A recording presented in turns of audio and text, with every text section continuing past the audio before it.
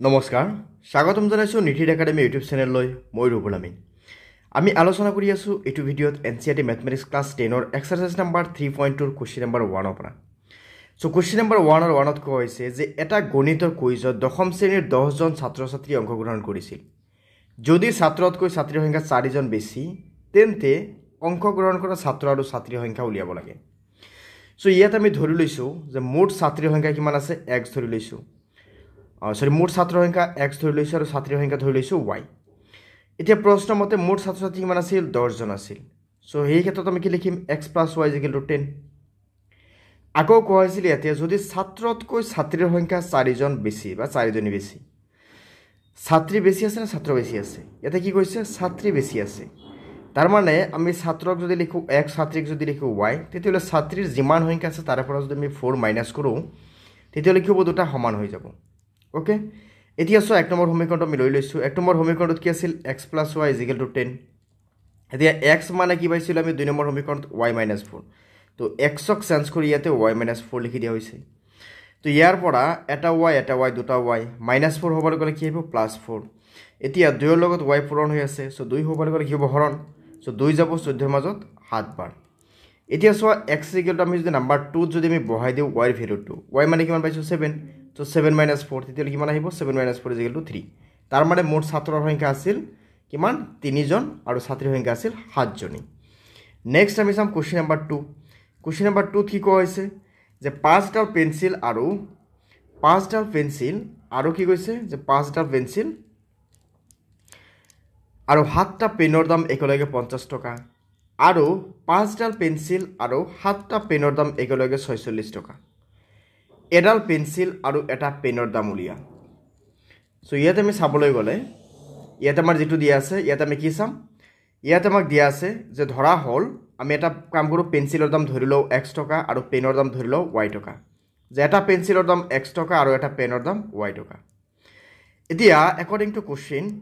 5ডাল pencil তাৰ মানে কি 5x + 7ডাল পেন তাৰ মানে কি 7y = কিমান 50 আকৌ আমি চাবলৈ গ'লে ইয়াতে 50 টো কি আছে ৰাইট সাইডত আছে সো লেফট সাইডত লৈ আহা তেতিয়া আমি কি লিখিম -50 লিখিম সো 5x + 7y - 50 = 0 এতিয়া নেক্সট আমাৰ কি কৈছে যে 7ডাল পেন্সিল আৰু 5টা পেনৰ দাম তাৰ মানে কি 7x + 5y = কিমান 46 रुपीस বুলি কৈছে সো 46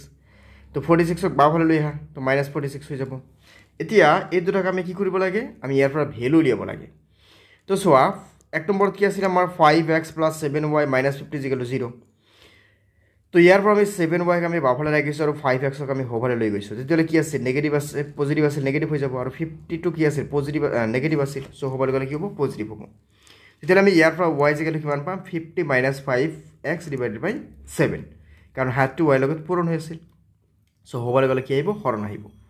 এতিয়া এই মানটো নেকি আমি কি কৰিম 2 নম্বৰ সমীকৰণত বহাই দিম 2 নম্বৰ সমীকৰণটো কি আছিল 7x + 5y - 46 = 0 তো ইয়াতে y ভ্যালু বহাই দিয়া হৈছে 50 - 5x / 7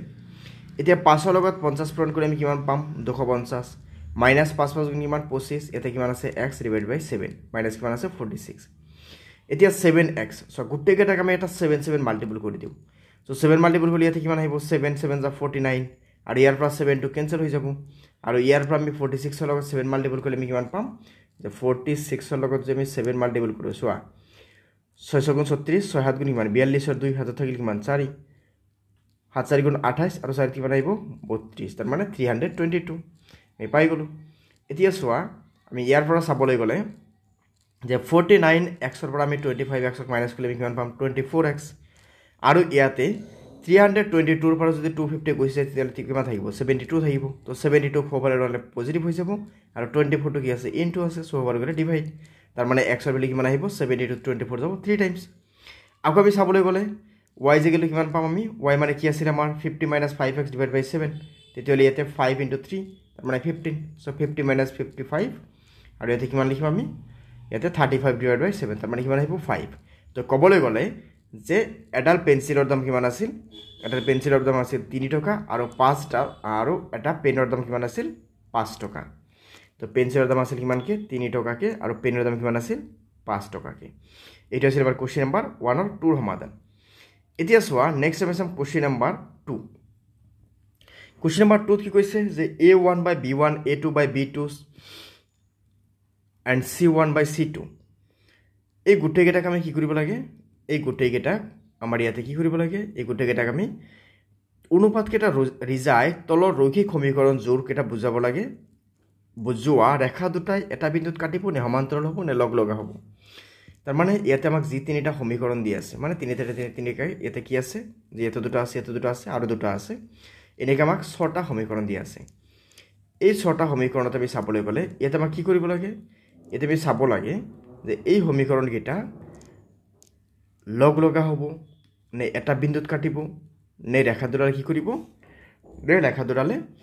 পৰস্পৰ সমান্তৰাল হ'ব তো ইয়াৰ বাবে আমাৰ তিনিটা নিয়ম আছিল নিয়ম তিনিটা কি আছিল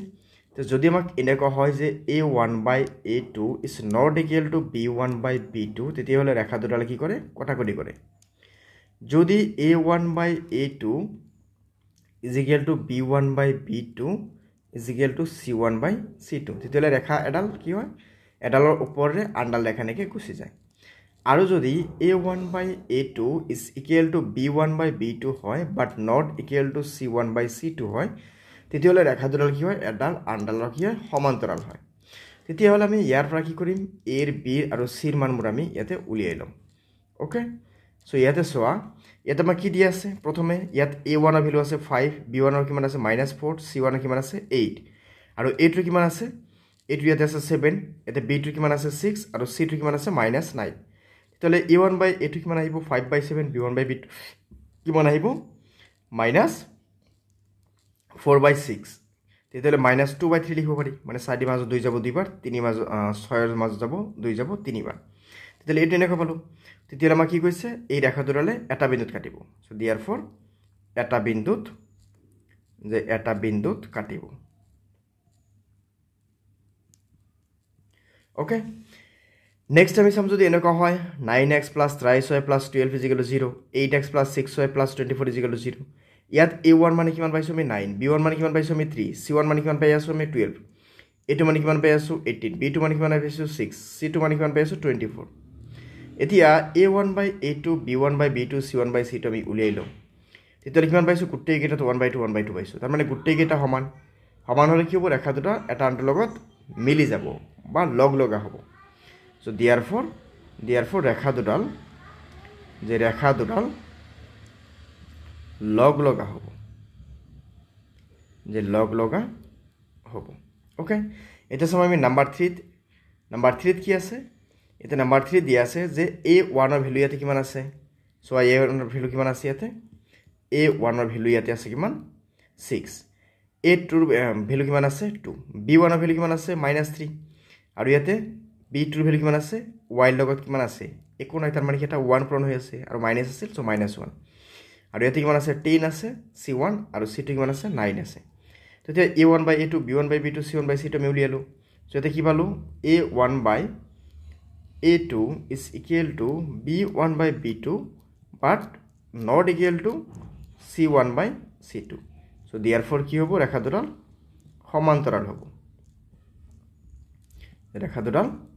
সমান্তৰাল হ'ব ওকে সো ৰেখা দুডাল কি আহিব সমান্তৰাল হ'ব নেক্সট সো নাম্বাৰ 3 কি কৈছে এতে নাম্বাৰ 3 দি আছে a1 by a2 b1 by b2 c1 by c2 অনুপাত কেইটা ৰিজাই নিৰ্ণয় কৰা যে তলৰ ৰৈখিক সমীকৰণৰ জোৰকেইটা সংগত নে অসংগত এতিয়া সংগত আৰু অসংগত কাক কয় এতিয়া যেতিয়া ৰেখা দুটা কি কৰিব কটাকটি কৰিব নাইবা মিলি যাব তেতিয়া তাক কি ক'ব সংগত মানে কটাকটি কৰিল নাইবা এটা আনডালৰ ওপৰে গ'ল তেতিয়া কি ক'ব সংগত আৰু যদি এডাল ৰেখা আনডাল ৰেখাৰ লগত এনেকৈ সমান্তৰাল হয় তেতিয়াহ'লে তাক ক'ব অসংগত তেতিয়াহ'লে আমি চাম ৰেখা দুডাল সমান্তৰাল হয় নে এটা আনটোৰ ওপৰত মিলি যায় বা লগ লাগি যায় নাইবা কটাকটি কৰে এতিয়া সংগত হ'বলৈ হ'লে বা কটাকটি কৰিব গ'লে ইয়াতে এটা নিয়ম কি আছিল a1 by a2 is not equal to b1 by b2 যদি এইটো কন্ডিশন হয় তেতিয়াহ'লে কি হ'ব কটাকটি কৰিব আকৌ যদি a1 by a2 is equal to b1 by b2 is equal to যদি c1 by c2 হয় তেতিয়াহ'লে ৰেখা দুটা কি হ'ব এটা আনটোত লগ লাগি যাব আৰু এইটো কাৰণে নিয়ম কি আছিল যে a1 by a2 is equal to b1 by b2 হ'ব কিন্তু c1 by c2 ইকুৱেল নহ'ব তো আমি এতিয়া কন্ডিশনখিনি আমি মিলাই চাব লাগিব তো ইয়াতে আমি চাবলৈ গ'লে a1/a2 দেখিলে আমি কিমান পাম 3/2 আৰু ইয়াতে b1/b2 কৰিলে আমি কিমান পাম ইয়াতে 2/-3 তেতিয়াহ'লে ইয়াতে আমি কি পাই আছো a1/a2 not equal to b1/b2 তেতিয়াহ'লে কি হ'ব therefore সংগত হ'ব ওকে নেক্সট সোয়া ইয়াতে আমি চাবলৈ গ'লে a1/a2 কিমান আহিব 2/4 তেতিয়াহ'লে 2 ৰ মাজত 2 যাব একবাৰ 4 মাজত যাব দুইবাৰ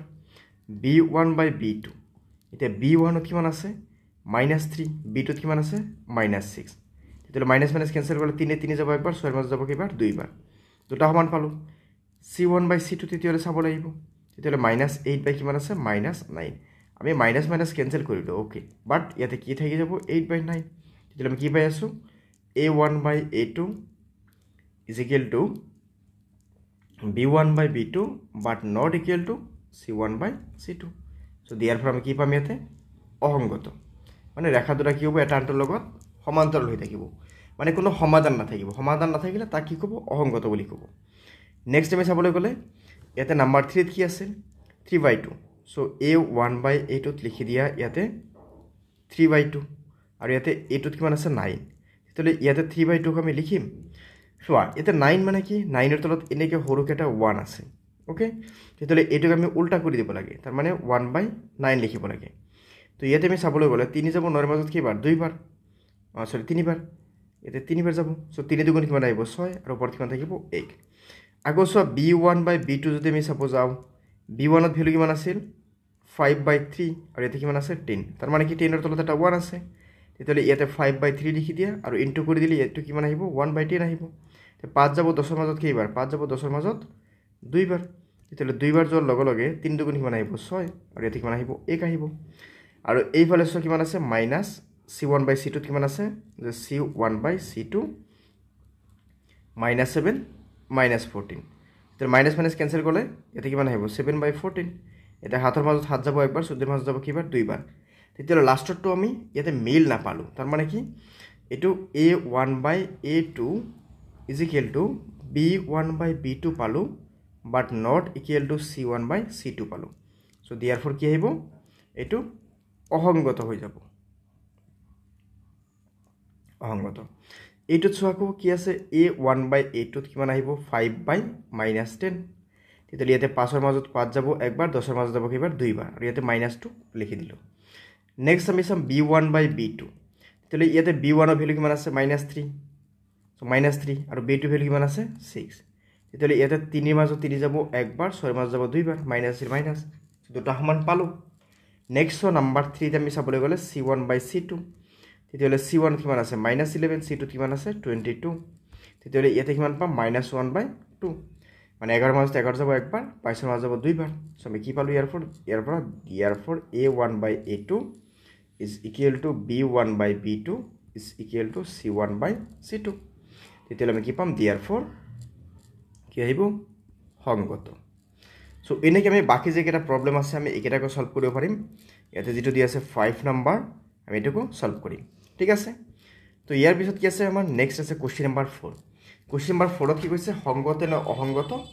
যদি সংগত হয় তেতিয়াহ'লে আমাক কি কৰিব লাগিব আকৌ সমাধান উলিয়াব লাগিব কাৰ সহায়ত লেখৰ সহায়ত আমাক সমাধান উলিয়াব দিছে তো লেখৰ সহায়ত সমাধান উলিয়াব গ'লে আমি কি কৰিব লাগে আমি আগতে শিকিছিলো আমি বক্স বনাব লাগে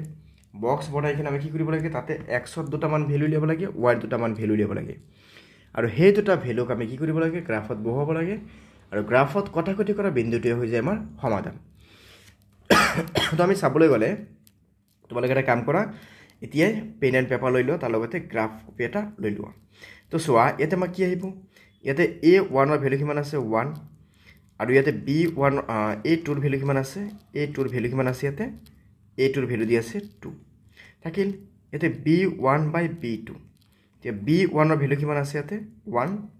আৰু b2 ৰ ভ্যালু কিমান আছে 2 c1/c2 এটা c1 ৰ ভ্যালু কিমান আছে -5 c2 ৰ ভ্যালু কিমান আছে -10 তাৰ মানে ইয়াতে কি পাম মাইনাস মাইনাস ক্যান্সেল 5 ৰ মাজত 5 একবাৰ 10 ৰ মাজত দুইবাৰ তেতিয়াহ'লে আমি ইয়াৰ পৰা কি পালো therefore a1/a2 is equal to b1/b2 is equal to c1/c2 so therefore এটো কি হ'ব সংগত আৰু ৰেখা দুটাৰ মিলি যাব ইয়াতে কি আহিব যে অসীম সংখ্যক সমাধান আছে যে অসীম সংখ্যক সমাধান আছে ঠিক আছে এতিয়া চোৱা এটুকু যদি আমি লেখত দেখুৱাব যাম তেতিয়াহ'লে ইয়াতে আমাক কি দিয়া আছে ইয়াতে আমাক দিয়া আছে x + y = কিমান আছে 5 y = কি আহিব 5 - x এতিয়া এনেকৈ বক্স বনাই দিওঁ এনেকৈ বক্স বনাই দিয়াৰ পিছত আমি ইয়াতে কি লিখিম এটাত লিখিম x এটাত লিখিম আমি কি y তো ইয়াতে লিখিলোঁ x ইয়াতে লিখিলোঁ y মানে কি আছে ইয়াতে আমাক y মানে কি আছে 5 - x তো চোৱা 5 - x ইয়াতে যদি আমি x-ত 0 বহাওঁ y-ত কিমান আহিব 5 ইয়াতে যদি আমি 5 বহাওঁ ইয়াতে কিমান আহিব 0 আকৌ নেক্সট কি আছে 2x + twice y = 10 তো ইয়াৰ পৰা আমি কি লিখিব পাৰি 2y = 10 - twice x ইয়াৰ পৰা আমি y = কি লিখিব পাৰি 10 - twice x আৰু তলত কিমান আহিব /2 কাৰণ 2টো পূৰণ হৈ আছে সো এইবাৰ ইয়াতে আমি বনাই দিওঁ বক্স ইয়াতে আমি লিখি দিম কি এটাত লিখিম x এটাত লিখিম আমি y তো চোৱা ইয়াতে আমি লিখিলোঁ x ইয়াতে লিখিলোঁ y ইয়াতে y মানে কি 10 - twice x /2 তো x-ক যদি আমি 5 কৰি দিওঁ তেতিয়াহ'লে 5 কৰি দিয়াৰ লগে লগে ইয়াতে আমি কি পাম 0 পাম তো 5 0 আমি অলৰেডি লৈছোঁ আমি বেলেগ লৈ লওঁ ওকে ইয়াতে যদি আমি 2 ধৰি লওঁ ইয়াতে আমি 2 ধৰিলে কি আহিব 2 × 4 4 10-ৰ পৰা 4 গ'লে 6 6ৰ মাজত 2 যাব 3 বাৰ নেক্সট আমি যদি ধৰি লওঁ এনেকৈ যে ইয়াতে যদি আমি 5 ধৰি লওঁ তো 5 ধৰি কিমান আহিব 0 হৈ যাব 5 নহয় ইয়াতে এটা কাম কৰোঁ ইয়াতে আমি ধৰি লওঁ ছাপ'জ 3 ধৰাৰ লগে লগে ইয়াতে কি আহিব 3 × 2 = 6 তো 10-ৰ পৰা 6 গ'লে কিমান আহিব 4 4 মাজত 2 যাব কেইবাৰ 2 বাৰ এতিয়া গ্ৰাফত এনেকৈ আঁচ টানিবা আঁচ টানি কিনে ইয়াতে এনেকৈ কি কৰিবা পইণ্টখিনি বহাই দিবা বহাই দিলা 1 2 3 বা -1 -2 -3 এইফালে 1 2 3 আৰু এইফালে কি আহিব -1 -2 -3 এনেকৈ বহাই দিয়া বহাই দি কিনে তাৰপিছত ইয়াৰ পৰা যিকেইটা বিন্দু আছে বিন্দুকেইটা বহাই দিয়া আৰু এনেকৈ ৰেখা সংযোগ কৰি দিয়া এনেকৈ ৰেখা আঁকি দিয়াৰ লগে লগে দেখা পাবা ইয়াতে কি হ'ব দুটা কি হ'ব এটা কি আছে 0 5 মানে ইয়াতে কি আছে এইটো ছাপ'জ 4 এইটো কিমান আছে 5 তো 0 হ'লে কিমান আহে 5 আহে তাৰমানে এটা বিন্দু ইয়াতে আছে এটা বিন্দু কিমান আছে ইয়াতে 4 আছে ইয়াতে কিমান আছে 5 আছে তো এটা বিন্দু ইয়াতে আছে মানে এনেকুৱা ৰেখা এটা যাব আৰু ইয়াৰ পৰা তুমি চাবলৈ গ'লে ইয়াতে দুটা বিন্দু আহি যাব এনেকৈ আমি ৰেখা দুটা আঁকি দিম ওকে সো এনেকৈ কুৱেশ্যন নম্বৰ 4ৰ বাকী যিকেইটা আছে সেইকেইটা আমি সমাধান কৰিব পাৰিম যিকেইটা সংগত হয় সেইকেইটা সমাধান উলিয়াব লাগিব যিকেইটা সংগত নহয় সেইকেইটাক ৰেখা আঁকিব নালাগে তো পৰৱৰ্তী ভিডিঅ'ত আমি কুৱেশ্যন নম্বৰ 5ৰ পৰা আলোচনা কৰিম সো আজিৰ বাবে এইখিনি ধন্যবাদ